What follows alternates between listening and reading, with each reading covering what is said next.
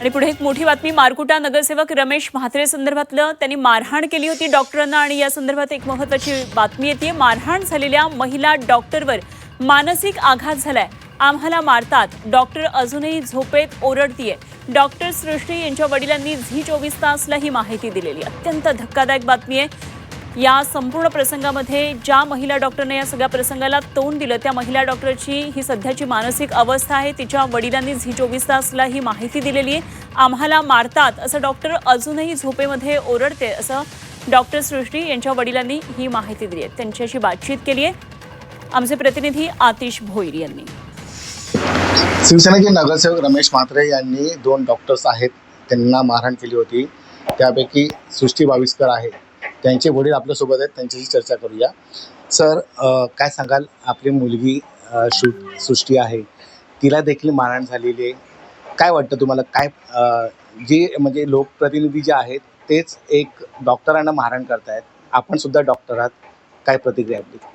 दिनांक 6-7 सोमवारी रात्री 8-8:30 दरम्यान शिवसेनेचे नगरसेवक यांनी शास्त्रीनगर डोंबिवली येथील सिस्टर, नर्स, डॉक्टर्स, आया, मावश्या यांच्यावर प्राणघातक हल्ला केला।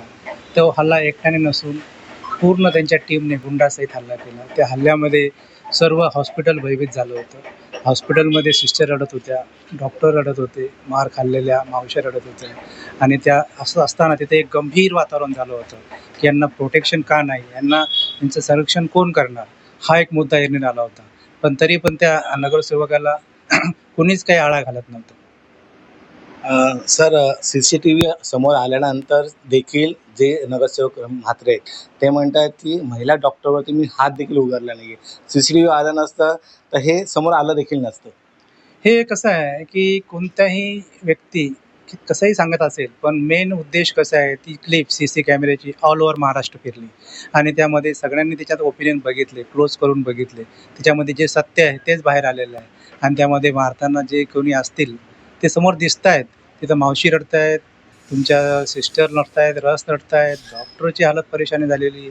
एक प्रकारे त्यांनी सरकारच्या इन्स्टिट्यूटवर ऑन ड्युटी डॉक्टरवर हमला करणे हा एक मोठा गुन्हा आहे आणि तो गुन्हा एक शासकीय म्हणजे सत्ताधारी पक्षाचा नगरसेवक हा करतो, प्रतिनिधी करतो। लोक त्यांना निवडून देतात, निवडून दिल्यानंतर त्यांनी जनतेचे काम करण्याऐवजी ते लोकांचे कामं करण्यापेक्षा डॉक्टरवर मारहाण करतात। याच्यामध्ये डॉक्टर सुरक्षित नाही, डॉक्टरला कोणतंही प्रोटेक्शन नाही, तिथे असलेले सिक्युरिटी गार्ड ते बघायची भूमिका घेत होते। सर, मारहाण हे डॉक्टरांनाच केली आहे आणि त्यांना अटक केल्यानंतर ते स्वतः जे आहे ते ॲडमिट झाले, म्हणजे त्यांना जे डॉक्टरांना मारहाण करतात आणि डॉक्टरकडे त्यांना उपचार करावे लागतात।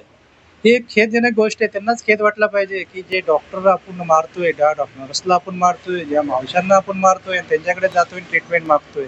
विचार करा, कोरोना काळामध्ये ह्याच डॉक्टरांनी एवढी सेवा केलेली आहे की शासनाला, प्रायव्हेट असो गव्हर्नमेंट असो, अनेक सहकार्य केलेलं आहे आणि गव्हर्नमेंट हॉस्पिटलमध्ये ऑन ड्युटी डॉक्टर्स काय करतात, 24-24 तास ड्युट्या करतात, जेवायला मिळत नाही, झोपायला मिळत नाही त्यांना आणि ते सेवा करतात। त्यांच्यावर जर असं प्रेशर एखादे लोकप्रतिनिधी करत असेल त्याचा आम्ही निषेध करतो। सर, 24 तास उलटून देखील सुद्धा पोलिसांनी जे मुख्य आरोपी जे रमेश म्हात्रे त्यांना अटक केली नव्हती, त्यांच्यावरती दबाव होता असं वाटतं तुम्हाला? हां, नक्कीच दबाव होता, प्रशासनाचा दबाव होता, पोलिसांचा दबाव होता, आयुक्तांचा दबाव होता, आयुक्तवर दबाव होता, कारण की त्यांना अभय देत होते, कारण की ते सत्ताधारी पक्षाचे असल्यामुळे त्यांना त्यांचे महत्त्व एवढं वाटत नव्हतं की यांना अटक करावं। डॉक्टरवर हल्ले झाले, असे हल्ले रोज होतात असा त्यांचा समज होता, पण ॲक्च्युअली या हल्ल्याचा निषेध सर्व ऑल ओव्हर महाराष्ट्र झाला, ऑल ओव्हर इंडिया त्याचे प्रचार फेस मीडिया। आम्ही मीडियाचे आभार मानतो की मीडियाने हे प्रकरण उचललं आणि या मीडियातर्फे आम्हाला न्याय मिळत गेला। याच्यामध्ये आमचे शिवसेनेचे उद्धव ठाकरे गटाचे आदित्य ठाकरेंनी आम्हाला सहकार्य केलं, रोहित पवार साहेब आहेत राष्ट्रवादीचे, त्यांनी आम्हाला सहकार्य केलं।